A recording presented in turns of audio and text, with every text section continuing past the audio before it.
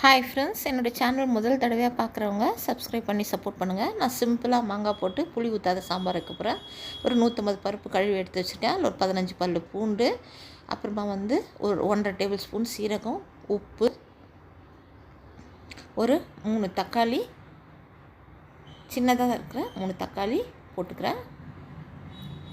ஒரு 10 சாம்பார் வெங்காயம் போட்டுக்கிறேன். சாம்பார் வெங்காயம் போட்டால் சாம்பார் நல்லா டேஸ்ட்டாக இருக்கும்.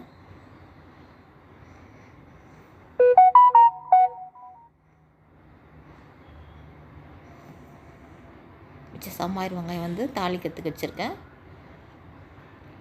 இதிலே மாங்காவோட இந்த பகுதியில் விதை பகுதியில் இருக்கிற மாங்காய் மட்டும் நான் சின்ன சின்னதாக வெட்டி போட்டுக்கிறேன். தோல் எடுத்துகிட்டு கூட போடலாம். 2 சின்ன துண்டு கட்டி பெருங்காயம் போட்டுக்கிறேன். 1 டேபிள் ஸ்பூன் மிளகாத்தூள் போட்டிருக்கேன். வீட்டு குழம்பு மிளகாத்தூள் அதையும் போட்டு எல்லாத்தையும் நல்லா கலக்கிடலாம். கலக்கிட்டு குக்கரில் ஒரு 4-5 விசில், அவங்கவுங்க வீட்டு குக்கர் எப்படி வைப்பீங்கன்னு எனக்கு தெரியல. அந்த மாதிரி நான் 6 விசில் வைப்பேன். பருப்பு முருங்கைக்காய் வெறும் மிளகாத்தூள் போட்டு மசாலா பண்ணியிருக்கேன். பாருங்கள், பருப்பு நல்லா வெந்துடுச்சு. நம்ம மலரை நம்ம பருப்பு கடைஞ்சோம்னா அந்த பருப்பு டேஸ்ட்டாக இருக்கும். குழைய வேக வச்சா நல்லா இருக்காது, ஒரு மாதிரி குழன்னு இருக்கும் சாம்பார். இந்த மாங்காவும் இதுவும் சேர்ந்து புளி ஊற்றாமே சாம்பார் செம்ம டேஸ்ட்டாக நல்லா வாசனையாக புளிப்பாக இருந்தது. வெண்டைக்காய் பொரியல் பண்ணியிருந்தேன் அதுவும்.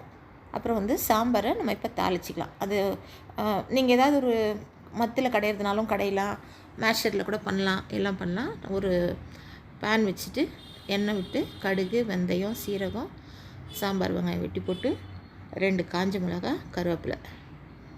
இது இந்த இரும்பு பாத்திரம் டக்குன்னு ரொம்ப சூடாகிடுது, அது சூடு கண்ட்ரோல் பண்ணவே முடியல. கருவேப்பிலை போட்டு தாளித்து சாம்பாரில் கொட்டிக்கலாம். இந்த மாதிரி சிம்பிளாக செஞ்சிங்கன்னா சாம்பார் இது சாப்பாட்டுக்கும் நல்லாயிருக்கும், இட்லி தோசைக்கும் நல்லாயிருக்கும், எல்லாத்துக்கும் நல்லாயிருக்கும் இந்த சாம்பார்.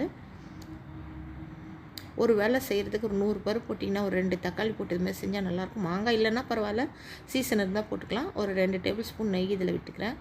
மொத்த சாம்பாருமே நல்லா வாசனையாக இருக்கும். நெய்யில் தாளிக்கிறதோட நெய் நம்ம பச்சை நெய் கொதிக்கிற சாம்பாரில் விட்டோம்னா நல்ல வாசனையாக இருக்கும். சூப்பரான சாம்பார் ரெடி. இது நைட்டு டின்னருக்கு செஞ்சது. முருங்கைக்காய் வெண்டைக்காய் சாம்பார். தேங்க்யூ ஃபார் வாட்சிங்.